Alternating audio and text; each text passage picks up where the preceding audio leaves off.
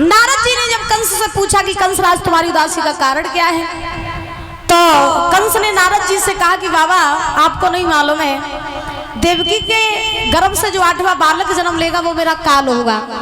और अभी कुछ देर पहले एक देवकी का पहला बालक मेरे पास आया था तो मैंने उसे छोड़ दिया। नारद जी ने कहा क्यों छोड़ दिया?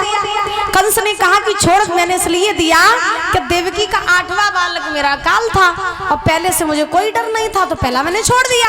नारद जी ने कही तुमने बहुत बड़ी भूल कर दी। कंस ने कहा कैसे?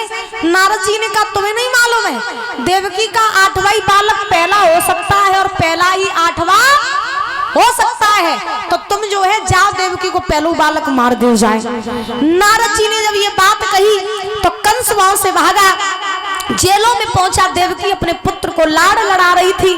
कंस ने आज देवकी के हाथों से उस बालक को छीन लिया और छीन करके महाराज शिला पर पटक दिया। बच्चे के मांस के लोथड़े पूरे जेलों में फैल गए। आज मैया देवकी ने अपने बालक की दशा देखी, रोने लगी। कंस पहला बालक मार के मथुरा नगरी में आ गया। कंस ने देवकी के 1 नहीं 2 नहीं बल्कि 6 बालक मार दिए। अब सोचो जिस मैया के 6 बालक मरे हो उस मैया पर क्या बीतेगी। देवकी रो रही है जेलों में और भगवान से प्रार्थना कर रही, प्रभु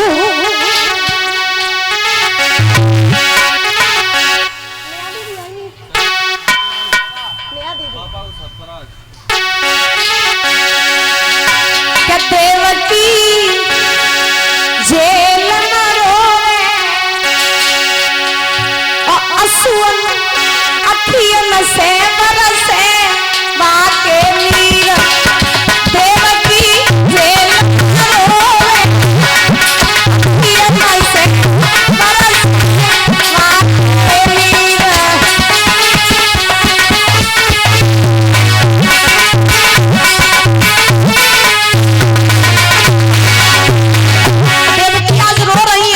भगवान से प्रार्थना कर रही है, नाथ अब आपके सिवा मेरो कोई नहीं।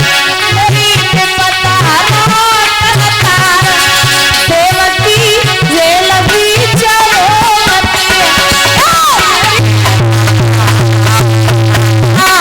देवकी जेल भी चलो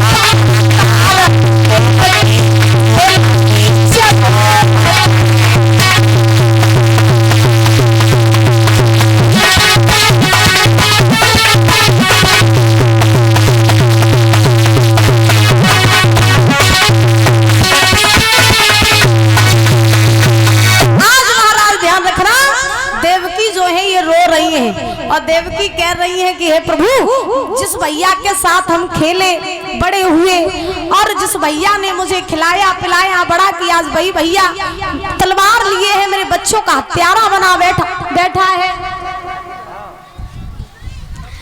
आज देवकी सोच रही है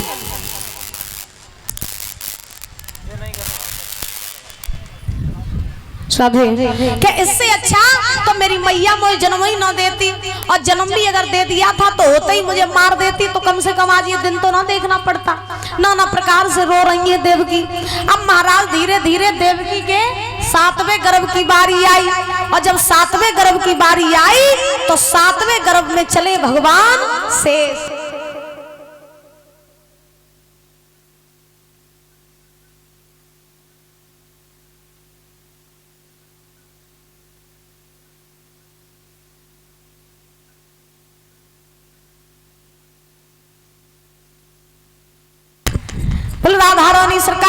की महाराज जब देवकी के 7वें गर्भ की बारी आई तो 7वें गर्भ में आज भगवान शेष चले। जब भगवान शेष चले तो भगवान नारायण ने योग माया से कहा कि योग माया चली जाओ और देवकी का जो 7वां गर्भ है उसे खींच करके गोकुल में बाबा नंद के यहाँ पर वसुदेव की पहली पत्नी रहती है जिनका नाम है रोहिणी। रोहिणी के गर्भ में तुम देवकी का 7वां गर्भ पहुंचा दो। तो भगवान ने आज कहा है योग माया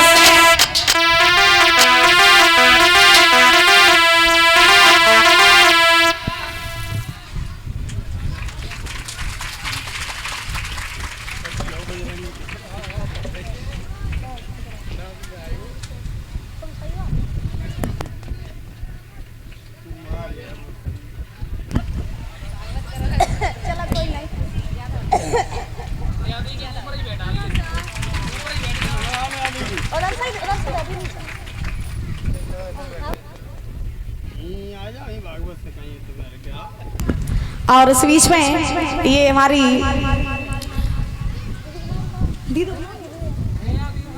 नया दीदी जो मैनपुरी से आई हुई है ये माला पहना करके और 500 रुपए दे करके सम्मानित कर रही है। जोरदार तालियां बजाएंगे। और नया दीदी की ये बहनें ये लोग भी माला पहना करके और 100 रुपए दे के सम्मानित कर रही हैं। भगवान से कामना करेंगे सुख शांति प्रदान होती रहे, धन के भंडार भरे रहे, समाज में पद और प्रतिष्ठा बनी रहे, ये भगवान से कामना आकांक्षा है। बोलो बांके बिहारी लाल की। इनके यहाँ मैंने कथा की थी 5 मार्च, हाँ 5 मार्च को मैंने इनके यहाँ कथा की थी और हमारी दीदी जी ने अकेले ही कथा करवाई थी। बहुत परिश्रमी हैं, बहुत मेहनती हैं और बड़े ही लगन से और निष्ठा से इन्होंने अपने यहाँ भागवत करवाई थी मैनपुरी में। तो मैं इनके यहाँ गई थी, बहुत अच्छा सम्मान दिया था और बहुत ज़्यादा लगाव भी हो गया। तो इधर आसपास कहीं भी कथा होती है तो दीदी जरूर सुनने आती हैं। एक बार हमारी दीदी के लिए जोरदार तालियां बजाएं। भगवान से कामना करेंगे इससे हस्ती मुस्कुराती बनी रहे, चेहरे की मुस्कुराहट बरकरार बनी रहे और हमेशा इनकी हर मनोकामना पूरी होती रहे, संतान से सुख प्राप्त होता रहे। भगवान से कामना आकांक्षा है। बोलो बांके बिहारी लाल की। उधर दिखाई नहीं दिया सामने बैठा। हाँ महाराज आज क्या हुआ कि भगवान ने योग माया से कहा योग माया चली जाओ और देवकी का जो 7वां गर्भ है उसे खींच करके रोहिणी गर्भ में पहुंचा दो। जवाब दिया तो तुम सुनो शारदा मथुरा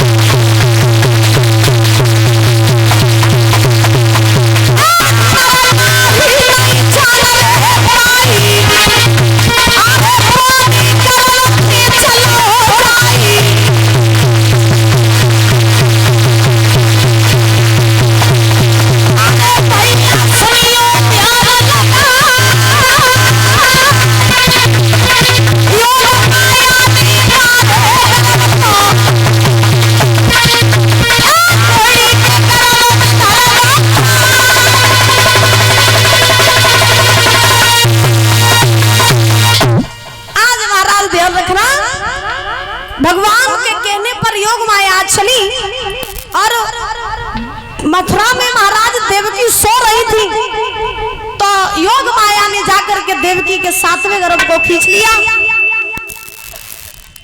कल वो वाले ऑपरेटर बुला दियो जो रोज रात पे, ठीक। महाराज 7वें गर्भ को खींच करके आज रोहिणी के गर्भ में पहुंचा दिया, जिनके द्वारा शेषावतारी बलराम जी हुए थे।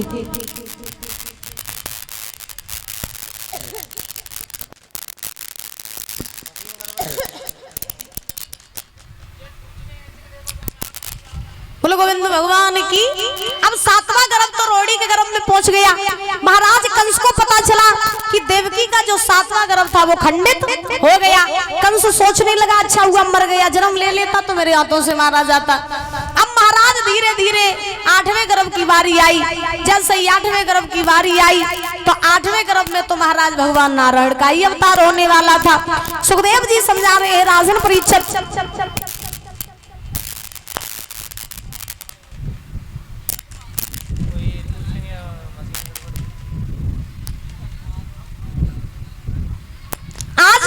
जब महाराज 8वें गर्भ की बारी आई तो कंस के यहाँ जोरों से तैयारियां चलने लगी। और जब कंस के यहाँ जोरों से तैयारियां चलने लगी तो कंस ने देवकी वसुदेव के हाथ पैर में बेड़ियां पड़वा दी। देवकी को खाने के लिए बासी रोटी देने लगा कि काल कहीं बलवान पैदा न हो जाए। फाटकों पर पैर महाराज ताले पड़वा दिए, पहरेदार खड़े करवा दिए। नाना प्रकार से आज कंस के यहाँ तैयारियां चलने लगी। प्रमाण ये मिला है कि जब से सुनी है जान के लाले पड़ गए बंद जेल में।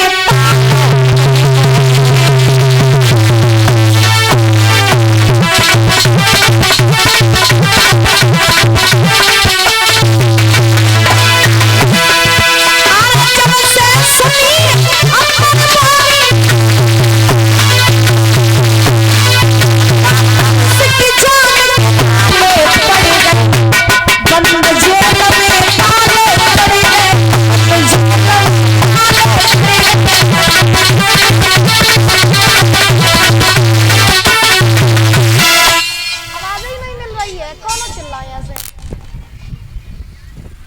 महाराज आज ध्यान रखना कि जैसे ही कंस के यहाँ जोरों से तैयारियां चलने लगी, अब तो महाराज कंस को न दिन में चैन न रात में चैन, न सोए रहो न जग रहो न खाए रहो न पी रहो। कंस सोच रहा हो कि पता नहीं काल कितना बड़ो बलवान पैदा न हो जावे। अब कंस ने पहलवानों को तैयार किया और कहा सुनो जितना खाना हो खाओ, जितनी ताकत बढ़ानी है बढ़ाओ। जैसे ही 8वां बालक जन्म ले देवकी के गर्भ से वैसे उसे मार दो। अब कंस महाराज बहुत तैयारी करवाने लगा। धीरे धीरे समय बीता। जब देवकी के 8वें गर्भ के 9 मास पूरे हुए तो महाराज आज भगवान का अवतार होने वाला है। भगवान आज चले हैं महाराज अपने बैकुंठ से और